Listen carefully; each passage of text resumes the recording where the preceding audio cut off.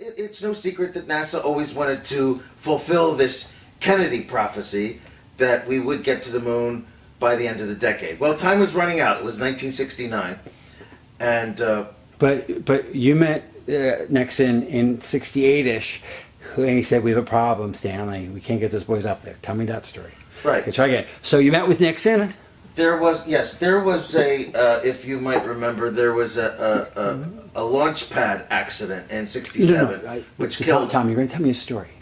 So Nixon sat me down in the Oval Office, and he says to me, "You know that boy just died. I don't think this is how I want you." When we're going to Neil, we're going to Neil. Yeah, and when we go to Neil, you're telling me through Neil. This is our new template. It's going to be helpful to you. It's going to be helpful to you. So you're telling me the story through, and it's going to come to you like that. So Nixon sat me down and he said, "It's impossible, Stanley, to get to the moon. It's impossible."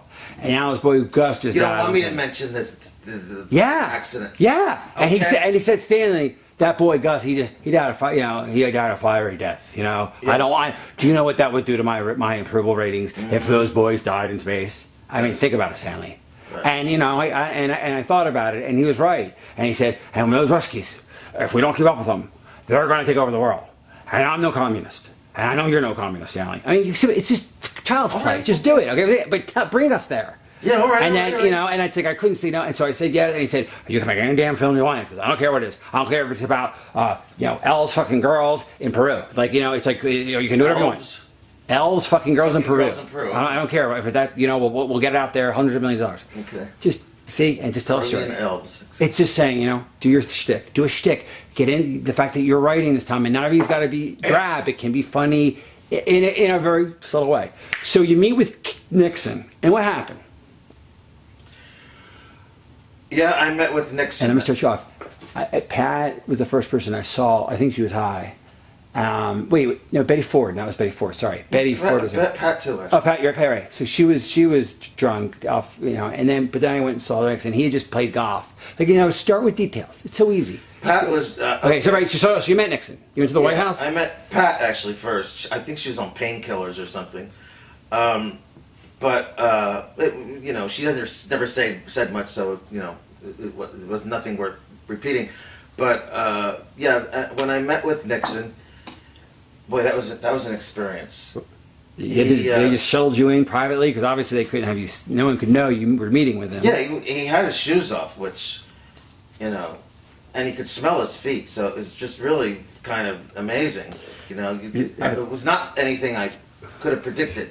So it was a casual encounter. Okay, it was in the Oval Office? Yeah, in the Oval Office, yes. And but it's funny, it's an Oval Office because the walls seem to be closing in anyway. But anyway, there we were, and he was, like he was, expressing how desperate he was to go to the moon. What did he say? Literally go to the moon. What did he say? But to have people think we were going to the moon, he was worried about his own perception because he just became president and his. So what did he say? He said that after all there had been an accident.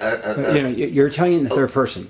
You don't have to imitate him, but you go. You're doing good. You're doing. I know. No, listen. I know that you're doing good. You say, you have to, this is how you tell the story. Okay. And he said, and so I walked in and he said, "Sorry, took off the shoes, I was just playing golf." Okay, you have to do the voice. I'm doing the voice. You don't have to do the voice if you don't want. He said, "I was just playing golf."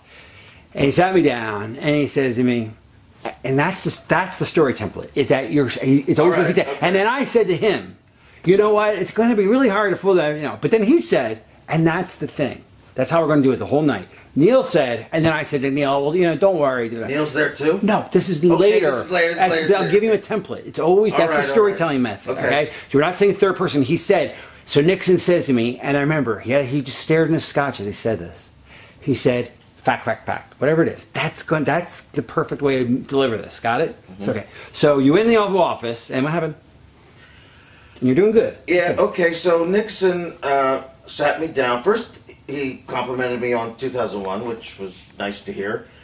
And he said, speaking of space, going to the moon, he told me about the plan. He didn't. Yeah. So he says to me, you don't say he said anything. You say what he says, okay?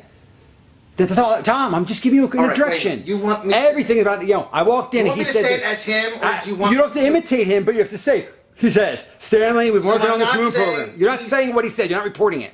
You're repeating it. I'm saying it as Nixon. You're repeating it in a storytelling way. All right. So I go to this whore, and she goes, listen, I don't do it. All right. That's the mood. All right. Okay. It's not like, so this whore said, no, it'd be like, you're like, you don't have to imitate him if you don't feel comfortable. You just say, Stanley, whatever he says. That's how we get the information.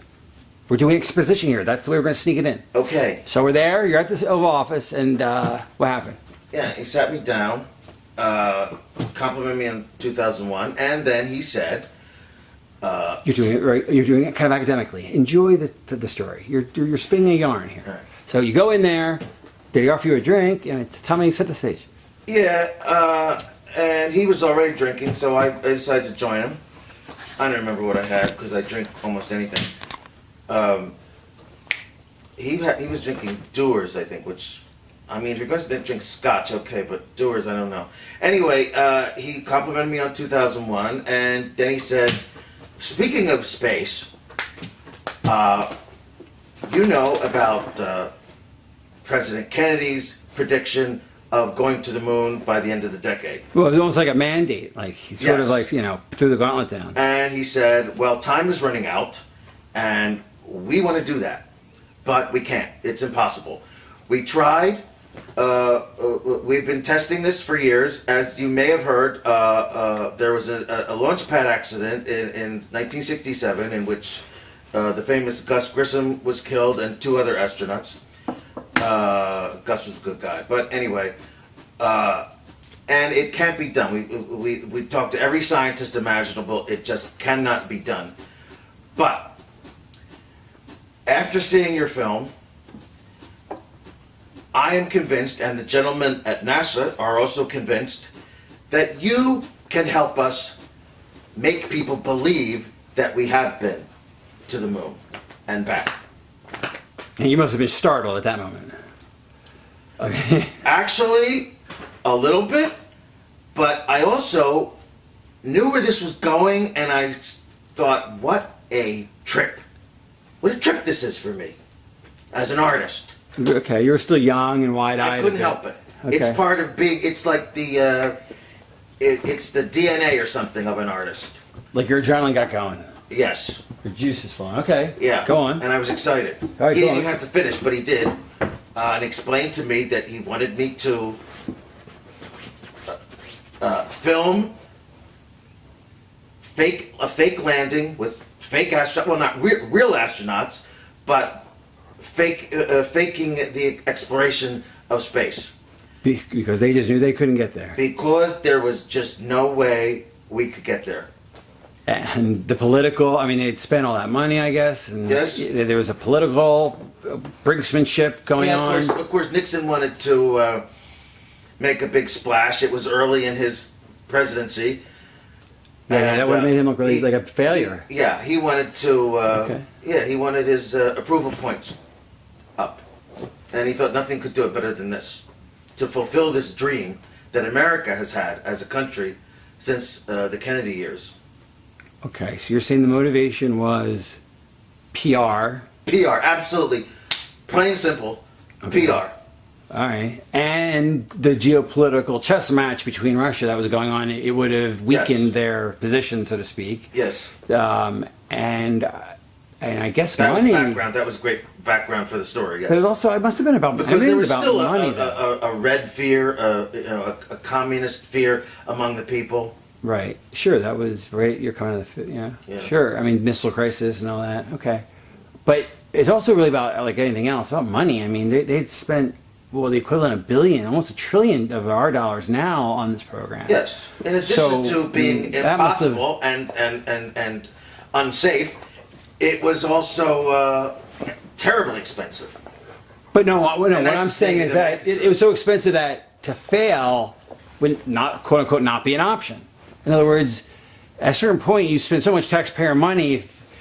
My question I'm asking is Nixon motivated, whoever these men that decided this to perpetrate this fraud, Was it the money? In other words, if you can't go to the, or maybe you can, I don't know. Can you go to the American people after spending $1 trillion and say, we got nothing to show for it? No. So obviously. But I'm saying is how much of that was the motivation? Of course, that was a huge part of it. A huge part of it. It's the part, really. Again, so many people, and the funding would have dried up. You have to go with that because that's going to be the whole Neil thing. That's why Neil goes along with it, because so Neil doesn't want the program to die. Right. Okay. So it's the money. It's the yes. right. It's the PR, politics. It's Russia, and it's the money. Okay. Yes. So it's balls and so it's already. So what did Nixon say at the very end? He looked me in the eye. Give me the clothes. Okay. So. And give me some color, like some things happening. So, he sat down and he sighed, looked into the fireplace. Give me some details. All right. So he said all that, and then what? I think this was hard for him to get out, this next part. But he said the NASA's funds are just drying up.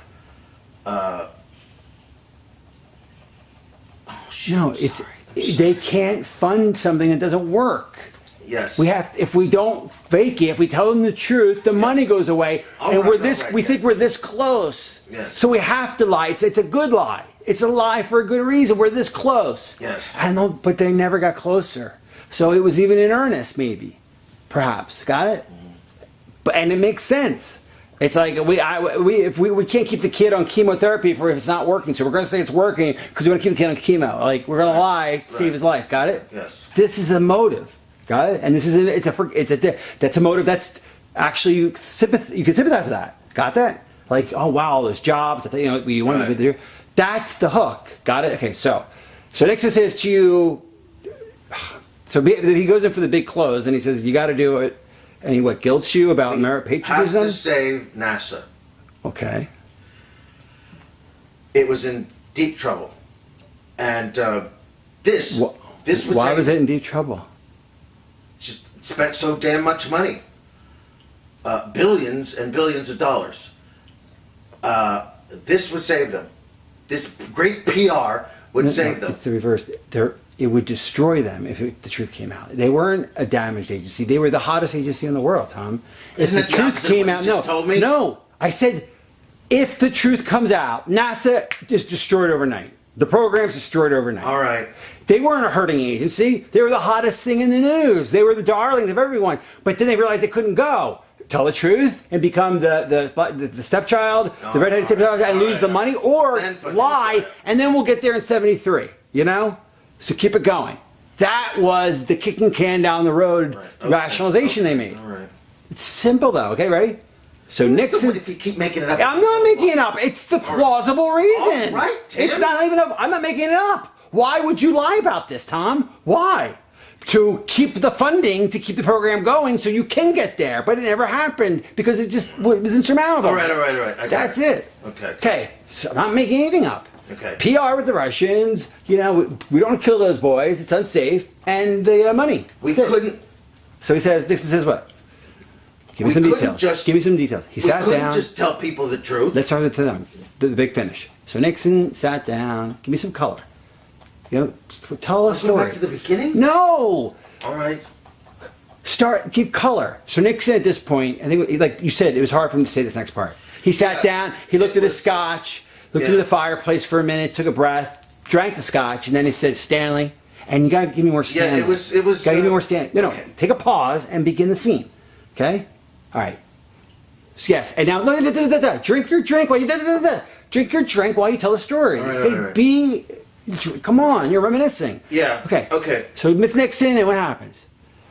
So Nixon says, it was hard for him to say this next part. He was looking into his drink kind of like I am now. And finally he said that we can't tell people the truth, that we can't get to the moon. It would be disastrous for NASA. Their funding would dry up. People wouldn't have faith in them anymore. It would be like faith, it would be over, failure. Right? It would be over. Yes, it would be absolutely over. So if we fake this moon landing, it would do nothing but increase the reputation. and we could go again and again if we had to. Well, I mean, just to go the first time. I mean, so they wanted to keep the funding going. Why? Because. Well, obviously, what do you mean? I don't Well, know. why they wanted to lie about the moon landing to keep the funding going? Why? Just to keep NASA viable. Why though? Well, why? Why not?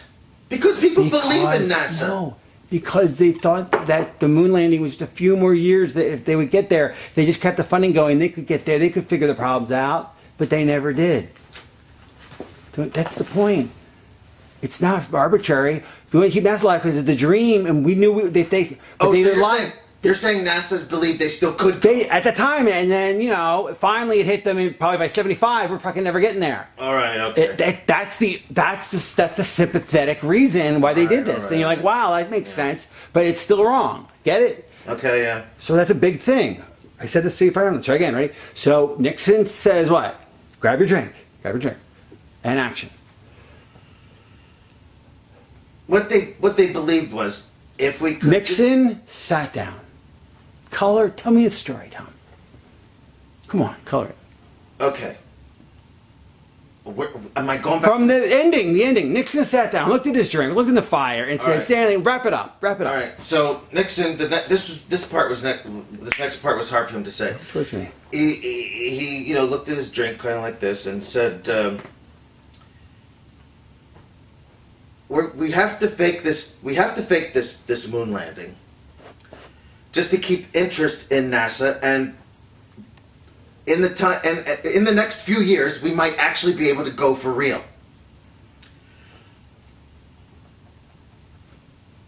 Come on. Because we wouldn't give up. We'd still work on it. We would still be working on it, trying to make this trip possible. But we have to do it now. No, because they were so close, Because we were so damn close.